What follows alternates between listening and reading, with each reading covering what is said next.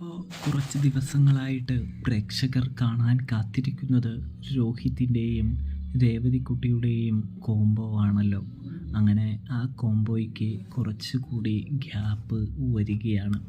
ഇനി long distance ആയിട്ട് ആ കോംബോ കുറച്ച് പ്രവർത്തിക്കുമെന്നാണ് നമുക്ക് തോന്നുന്നത് പ്രേക്ഷകരെ, പ്രിയ കൂട്ടുകാരെ. അതായത് രേവതിക്കുട്ടിയും രോഹിത്തും ഇന്നത്തോടുകൂടി എറണാകുളത്ത് നിന്ന് രോഹിത്ത് പോരുമ്പോൾ അവിടെ രേവതിക്കുട്ടി മാമച്ചൻ്റെ അടുത്തും ഗ്രേസിയുടെ അടുത്തും, രോഹിത്താണെങ്കിൽ ഇവിടെ കോട്ടയത്ത് നമ്മുടെ വീട്ടിൽ കടപ്പാട്ടൂർ വീട്ടിലേക്കും വന്നെത്തുകയാണ്.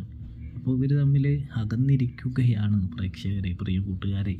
അങ്ങനെ ഇവർ അവിടെ വന്ന് കയറുമ്പോഴൊക്കെ രോഹിത്തിൻ്റെ മനസ്സിൽ രേവതിക്കുട്ടിയുടെ ചിന്തകളുണ്ട് എന്ന് നമുക്ക് കാണാനായിട്ട് കഴിയും.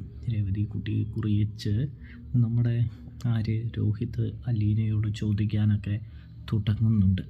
ഇതേ സമയം നമ്മുടെ അലീന ചോദിക്കുന്നുണ്ട്, എന്ത് പറ്റി രോഹിത്തെ, എന്താ കാര്യം, നീ എന്താണ് ഇപ്പോൾ രേവതിക്കുട്ടിയെക്കുറിച്ച് അന്വേഷിക്കാനുള്ള കാരണം എന്നൊക്കെ തിരക്കുമ്പോൾ, അത് പിന്നെ ചേച്ചി എന്ന് പറഞ്ഞുകൊണ്ട് തന്നെ നമ്മുടെ രോഹിത്ത് ഓരോ കാര്യങ്ങൾ പറയാനായിട്ട് തുടങ്ങുന്നുണ്ട്. പറയാനായിട്ട് തുടങ്ങുന്നതിൻ്റെ ആ കൃത്യ സമയം തന്നെ ഹോണിംഗ് ബെല്ല് വീണ്ടും മുഴങ്ങുന്നു. അത് നമ്മുടെ ബാലചന്ദ്രനാണെന്ന് നമുക്ക് കാണാനായിട്ട് സാധിക്കും. ബാലചന്ദ്രൻ ഹോണിംഗ് ബെല്ലടിച്ചിട്ട് വന്നിരിക്കുകയാണ്. സ്റ്റാലിനെ കണ്ട് മടങ്ങിയെത്തുന്നതാണ് എന്ന് നമുക്ക് കാണാൻ കഴിയും. സ്റ്റാലിനുമായിട്ടുള്ള ഭാഗങ്ങളും സംഭാഷണങ്ങളും വഴിയെ നമുക്ക് കാണാനായിട്ട് സാധിക്കും പ്രേക്ഷകരെ. എന്തായാലും എല്ലാവരും ഇപ്പോൾ വീട്ടിലേക്ക് തിരിച്ചെത്തിയിരിക്കുകയാണ്.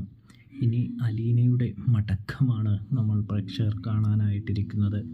അപ്പോൾ സബ്സ്ക്രൈബ് ചെയ്യാനായി